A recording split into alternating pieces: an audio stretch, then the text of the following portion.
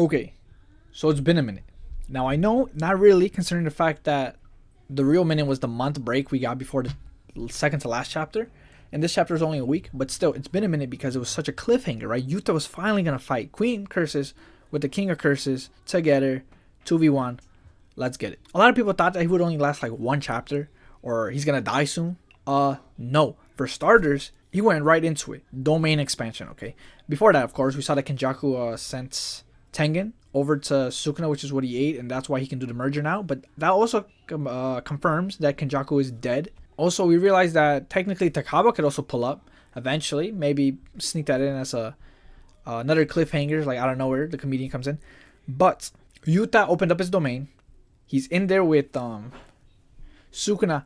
And on top of that, he's with Yuji, who's also confirmed to have a soul splitting kind of ability or something that can affect the soul to rip off Sukuna from Megumi. It also shows that Sukuna is using Hollow Wicker Basket because he has to defend against a sure hit, which he thinks is Which he thinks is Angel's curse technique to delete all of the any curse technique. But for some reason, I don't think it is. Only because unless Hollow Wicker Basket can survive being blasted by Angel's technique, I mean, it's the erasure of a curse technique, right? So why wouldn't they get rid of Hollow Wicker Basket unless it's not not Hollow Wicker Basket? It's not Angel's technique. It's Infinite Void. Think about it. Or maybe that's just how Hollow Wicker Basket works. I'm not entirely sure. As long as he has his hands together, is it a guaranteed?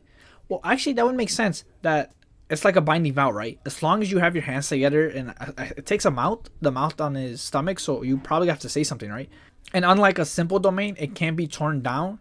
You're holding your hands together, so the trade-off is so great because, like I said, you typically only have two hands. Most people only have two hands. Sukuna likely has four, but typically most people only have two hands. So if you have both hands tied up, you're not doing anything. You're not gonna fight. So you're pretty much guaranteed to lose. So I think that's why the guaranteed hit doesn't break down Hollow Wicker Basket. But that also means that Sukuna is only using two hands right now.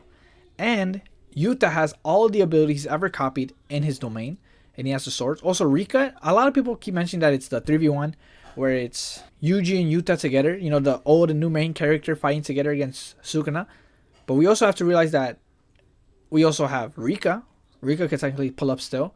As well as the fact that Maki can still pull up. And also, based off of how Sukuna's calling him the one with spirit possession, for some reason, I feel that is what that's who Yorozu was talking about, right? It's like the person who will teach you about love is, and it probably said like the kid with spirit possession. Because Yorozu probably saw Yuta and Rika as true love. And so she identified him as the boy with spirit possession, right? She would see that the spirit of Rika is with them. And if you're asking like when did she ever see him, like she never saw him? Yeah, she did. Or at least obviously we don't know, but she could have seen him because that's where Yorozu went for the fight against Sukuna in the Sendai colony. Because Sukuna on his way to go fight her saw Ishigori, and also I think it was Uro, right, was hiding and cowering because Sukuna pulled up to the Sendai colony. So after killing Ishigori, he went to the stadium.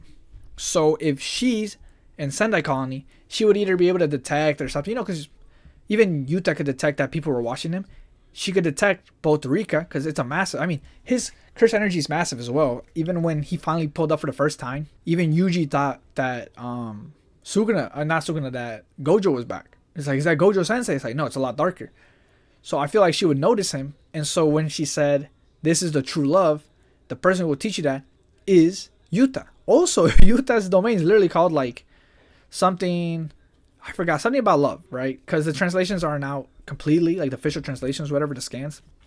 So that would also add credence, if you will, to him being the one that's going to teach him about love. Also, Sukuna is getting his reverse curse technique back, slowly but surely. And eventually that'll mean that he'll be able to use his domain expansion. Do I think he'll survive long enough for that to happen? Probably. Also, the fact that Kenjaku's dead and that Sukuna has the merger ability now kind of tells me that he's going to get defeated and then they're going to have to fight the merger.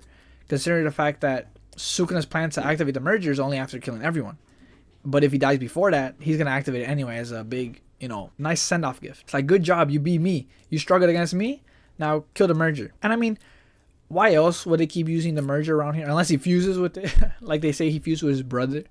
But that's besides the point, right? That's neither here nor there. Again, like I mentioned, I think that maybe the guaranteed hit is actually Unlimited Void. Even if it's not, Sukuna might be able to survive the domain battle.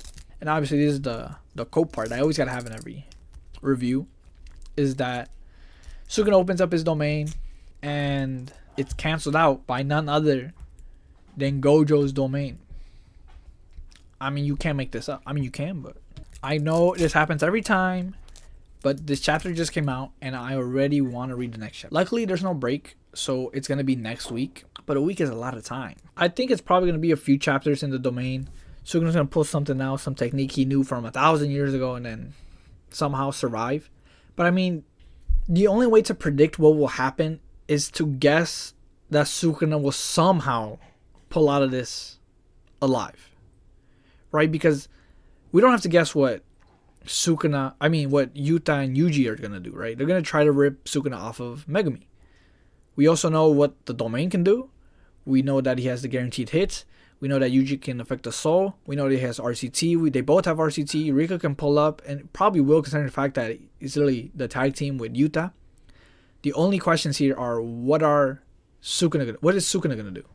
Well, I guess two people because it's Megumi and Sukuna in there, but I digress.